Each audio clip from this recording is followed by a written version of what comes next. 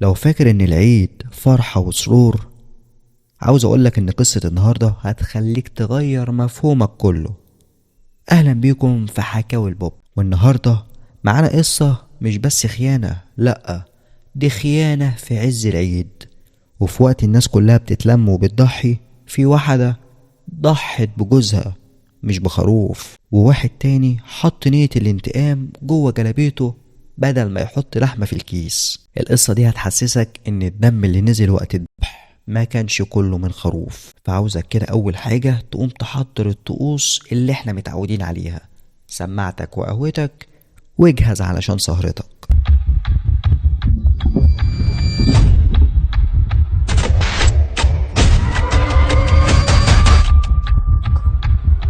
القصة دي حصلت في طنطا، في حي اسمه السيالة، عيلة السيد القصبي. عيلة كبيرة وجزء من البيت القديم فيه أكتر من أسرة ساكنة، منهم كريم، شاب محترم شغال في محل دهب في الغردقة وبيجي كل عيد. شيماء مراته ست جميلة ومش أي حد يصدق إنها من طنطا أصلا، دايما لبسها متظبط، حركاتها رايقة. وانا طبعا كلامي مش بيعيب في اي بلد ولا اي عادات ولا اي تقاليد، هو سكريبت القصة مكتوب كده. ام كريم الحما ست طيبة بس مخها صحي جدا وعندها حس مش بيخيب ابدا. كريم بيجي كل عيد يقضي مع مراته وامه يومين ويعزم اخواته ويشتري خروف من السوق بنفسه. نروح للفصل التاني، جوزها جاب الخروف وهي جابت العشيق. السنة دي العيد جه يوم جمعة وكان الجو حر جدا، وكريم نزل من الفجر يشتري خروف كويس.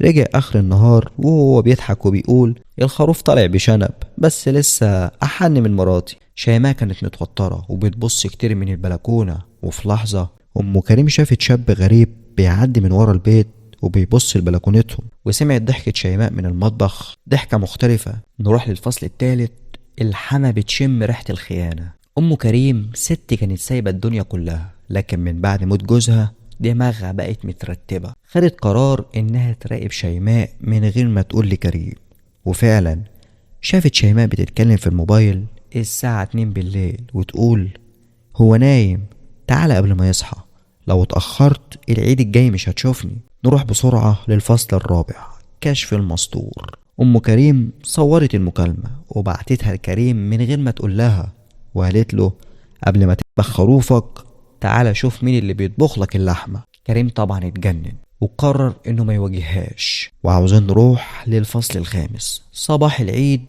ومفاجأة الذبح. العيلة كلها متجمعة، كريم بيضحك وبيقول الخروف جاهز. شيماء قالت له مستنية اللحظة دي من زمان، بس بدل ما ينزل على الخروف جابها هي، شدها قدام الكل وفتح موبايله وورى الفيديو للناس كلها. شيماء حاولت تهرب بس لسه المفاجأة الأكبر من كده، الشاب اللي كانت بتكلمه طلع صاحب كريم من زمان وشغال معاه في المحل. ونروح للفصل السادس، الانتقام بالنار. كريم عمل خطة مش متوقعة تماما، راح لبيت عشيق مراته وهدده انه هيفضحه، بس فجأة الشاب اختفى وكل الناس افتكرته سافر. بس بعد 3 أيام ريحة غريبة طلعت من جراج تحت البيت.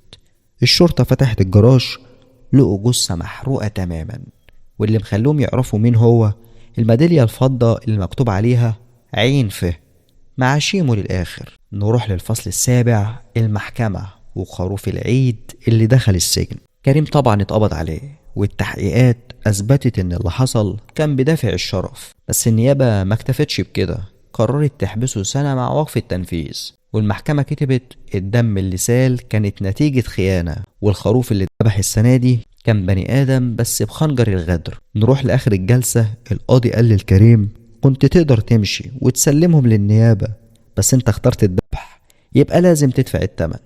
رد كريم عليه بهدوء قال له انا ذبحت اللي كان بيشاركني فرشتي، مش بس مراتي، ذبحت اللي لبسني طوب خروف وانا كنت راجل.